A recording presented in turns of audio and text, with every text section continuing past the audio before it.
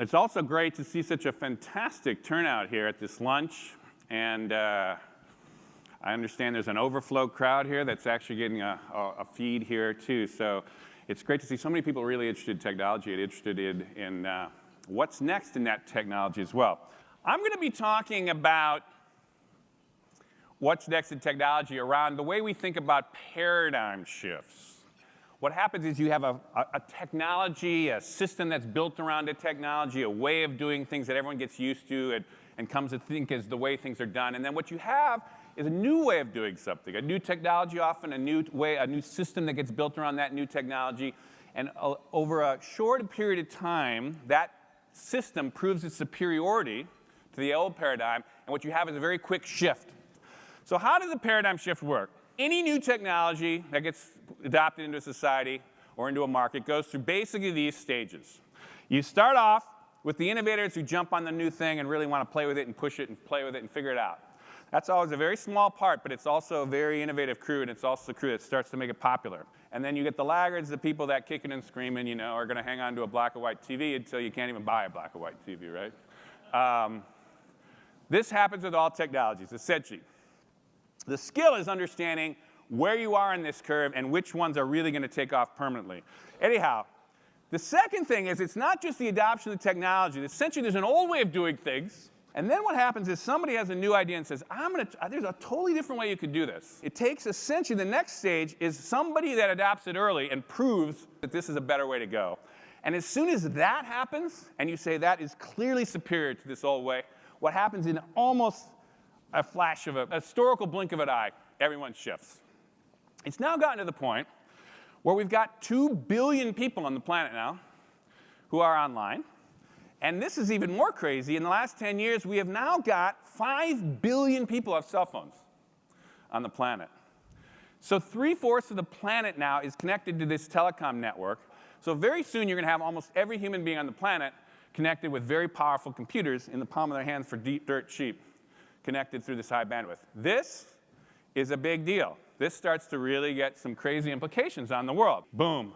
You've got this paradigm shift. And what I'm going to basically do is I'm going to tell you where it's going in the mobile, where it's going in the video, and where it's going in social. And we're in the middle of these ones, so you can see the power of what's happening, but it's not fully played out. So you can kind of still see why we're in the midst of it. Now, here's one of the things that's a forward spin thing that most people haven't really totally gotten, because I've kind of been laying out things that are starting to be understood. This one is one that I would really point to. Built into every iPhone now and every iMac and now every iPad is the ability to essentially communicate with full motion video between two people, two individuals. It's called FaceTime. This is essentially the way that we are going to open up full video channel between individuals, which will blow away voice channels or even particularly texting channels. And the reason this is important is we have essentially been perfecting for 1 million years how to communicate through our face. So you know when someone's winking at you, or they kind of screw their nose up, or they kind of like, you can read people beautifully, because we've had 1 million years of evolution to figure this out. You can't really figure out when that guy's texting you, something, what the heck he really means, what he's really feeling. You can't read him. We're going from that world to this world in the space of the next 5 years. That's a big deal.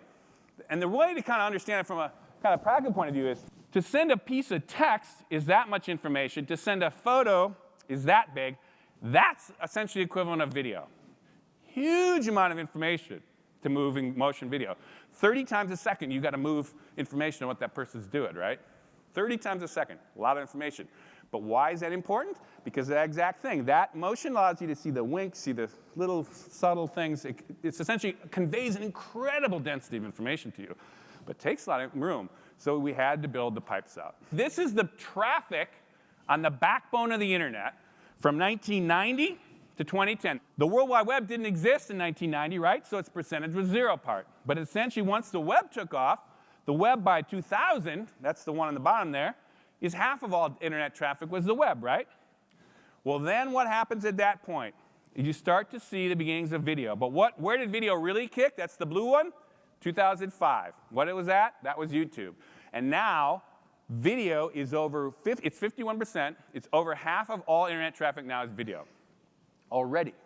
Half of all internet. But the thing that gets really wild is Cisco predicts that by 2015, only 5 years out, 90% of all internet traffic will be video.